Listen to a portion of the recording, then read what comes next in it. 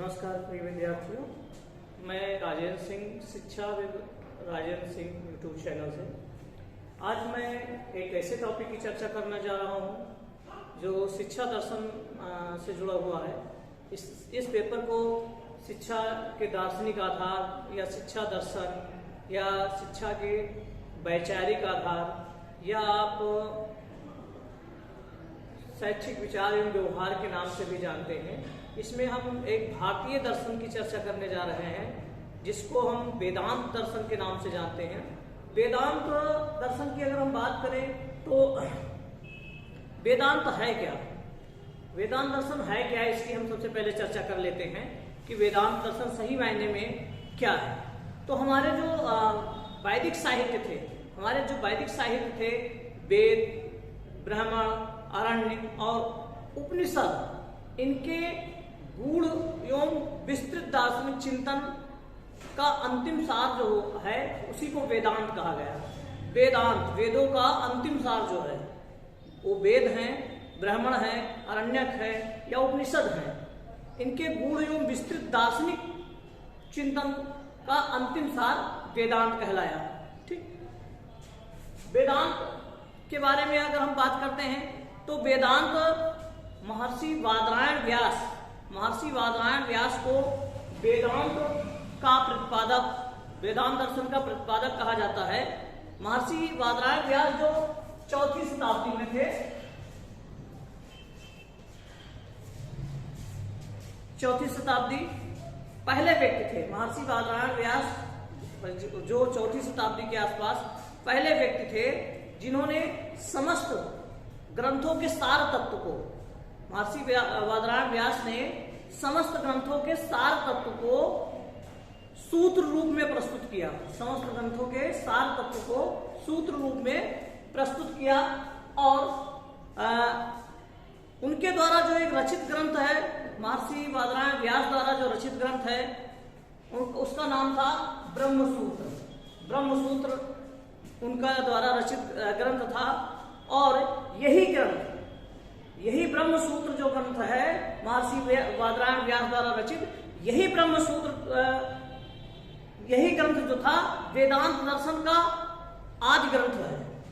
कई बार पूछा गया कि वेदांत दर्शन की उत्पत्ति किससे हुई, तो वेदांत दर्शन का आदि ग्रंथ जो है वो ब्रह्मसूत्र है जिसकी रचना महर्षि बादरायण व्यास ने की थी।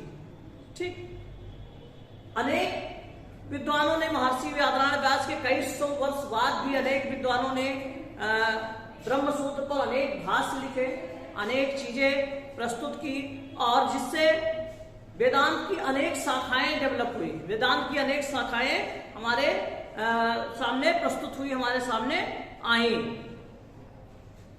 ठीक, इनमें बात करते हैं जो प्रमुख शाखाएं कौन सी थी जो सबसे ज्यादा चर्चित रही। तो पहली शाखा थी अद्वैत वेदांत। अद्वैत वेदांत जो थी ये सबसे ज्यादा चर्चित रहने वाली शाखा थी। इसके प्रवर्तक शंकराचार्य जी थे। 9वीं शताब्दी में अपने अस्तित्व में आया। 9वीं शताब्दी शंकराचार्य जी इसके प्रतिपादक थे। दूसरा रूप था वेदांत का विशिष्टाद्वैत। दूसरा था विशिष्टाद्वैत वेदांत।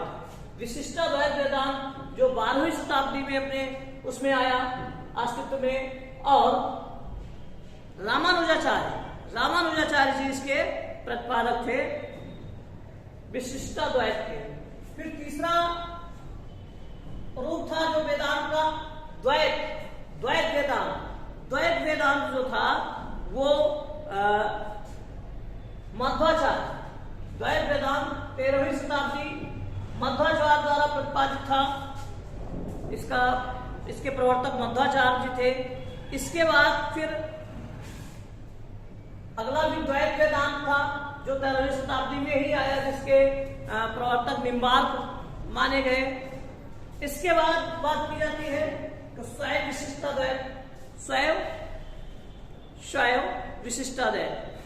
विशिष्टाद्वैत के जो थे वो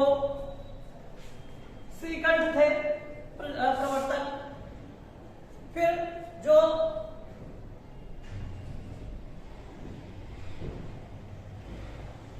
वीरशैव विशिष्टाद्वैत जो 14वीं शताब्दी में था, उसके प्रवर्तक श्रीपत माने गए। और अगला प्रमुख था 7वां शुद्धाद्वैत, और शुद्धाद्वैत जो था उसके प्रवर्तक ये 16वीं शताब्दी शुद्धाद्वैत, इसके प्रवर्तक वल्लभाचार्य।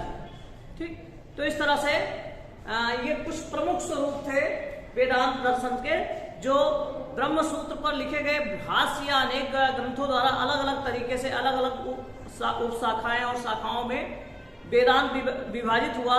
इसमें जो प्रमुख था वो शंकराचार्य जी का 9वीं शताब्दी में अद्वैत वेदांत था, रामानुजाचार्य जी का 12वीं शताब्दी में विशिष्टाद्वैत था, मध्वाचार्य जी का 13वीं शताब्दी में द्वैत था, निम्बार्क का 13वीं शताब्दी का द्वैत था, श्रीकंठ का 13वीं शताब्दी का ही